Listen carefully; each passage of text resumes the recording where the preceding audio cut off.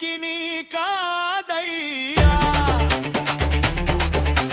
పాటలతో నిన్ను మెప్పించడానికి నేను త్యాగయ్యను కాదయ్యా. నీకు గుడి కట్టడానికి నేను భక్త రామదాసును కాదయ్యా. నా మనసు నీకు ఇద్దామంటే అది ఎప్పుడో నీ సొంతమైపోయింది. ఓ రామయ్య, నేను నీ భక్తుడిని, రామ్ ప్రసాద్ని అయ్యా, రామ్ ప్రసాద్ని అయ్యా. మరువలేను నీ నామము, విడువలేను నీ ధ్యానము, నీ పాదాల ముందే నా శిరస్సు వంచానయ్యా.